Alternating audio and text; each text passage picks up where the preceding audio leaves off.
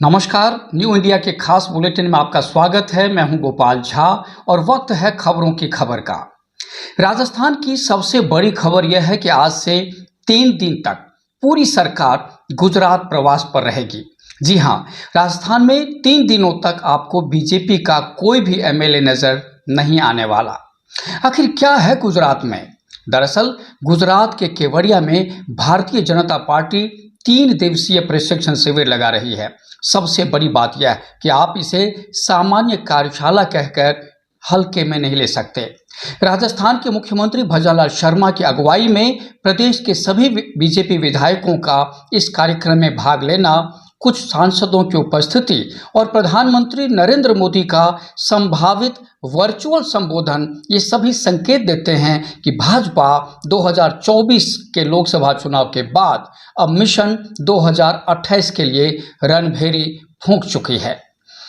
पहला सवाल यही उठता है कि जब गुजरात में फिलहाल कोई चुनावी हलचल नहीं है, तब शिविर वहीं पर क्यों?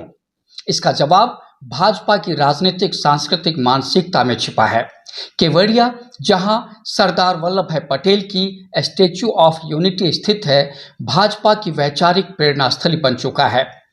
एकता, राष्ट्रवाद और सुशासन के प्रतीकों को संगठनात्मक प्रशिक्षण से जोड़कर भाजपा अपने नेताओं को न सिर्फ विजन देती है, बल्कि उन्हें मिशन मोड में रहने का भाव भी देती है।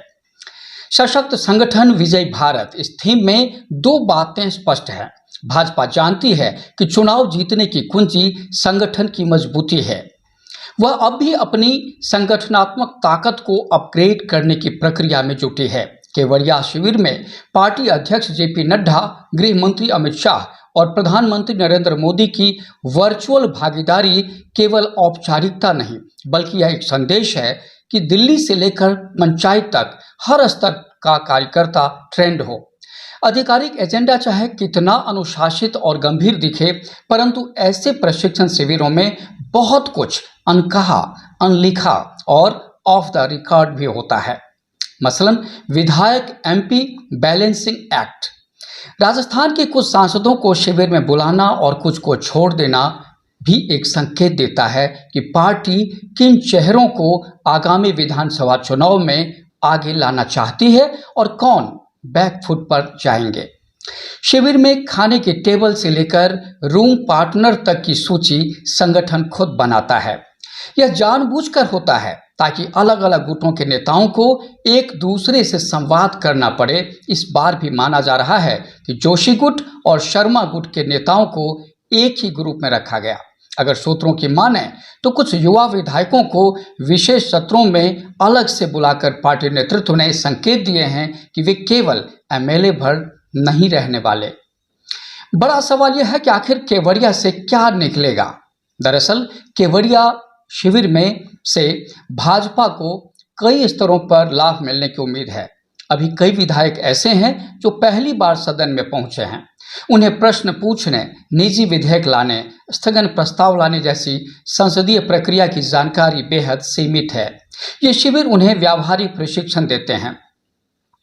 2023 में राजस्थान में मिली जीत के बाद भाजपा अब 2028 के चुनाव में फिर से जीत दोहराना चाहती है। इसके लिए जरूरी है कि स्थानीय मुद्दों को बेहतर समझा जाए और उनका चुनावी स्क्रिप्ट तैयार किया जाए। भाजपा अपने विधायकों को यह भी सिखा रही है कि कैसे वे सोशल मीडिया का प्रभावी इस्तेमाल करें। अब केवल जनसभाएं नहीं, बल्कि ट्विटर, इंस्टाग्राम और यूट्यूब पर भी नेट प्रेजेंस जरूरी है।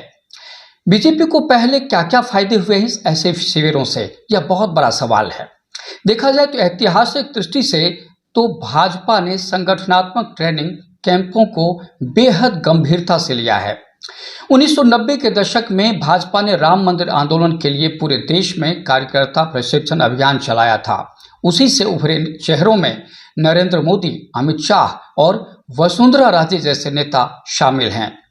2013 में गोवा में आयोजित प्रशिक्षण बैठक में नरेंद्र मोदी को औपचारिक रूप से पीएम उम्मीदवार घोषित करने की भूमिका बनी थी। 2017 और 2019 के चुनावों से पहले विजय संकल्प अभियान प्रशिक्षण शिविरों ने जमीनी कार्यकर्ताओं में उत्साह भरा और पार्टी को निर्णायक बहुमत दिलाया। जहां कांग्रेस अभी भी समूह अध्यक्ष कौन बने और सीएलपी नेता किसे बनाया जाए जैसी उलझनों में उलझी है, वहीं भाजपा अपने प्रत्येक विधायक को मिशन 2028 के लिए तैयार कर रही है। केवड़िया कैंप स्पष्ट करता है कि भाजपा के लिए विधानसभा चुनाव कोई 5 साल बाद की बात नहीं, बल्कि आज का एजेंडा है। इन शिविरों में राजस्थान से गए विधायकों के समूह में कुछ ऐसे नाम भी शामिल हैं जो 2028 में मुख्यमंत्री पद की दावेदारी कर सकते हैं, जैसे कि दिया कुमारी या कोई और। इनके लिए शिविर महज ट्रेनिंग नहीं, बल्कि दिल्ली दरबार में अपनी उपस्थिति दर्ज कराने का अवसर भी है।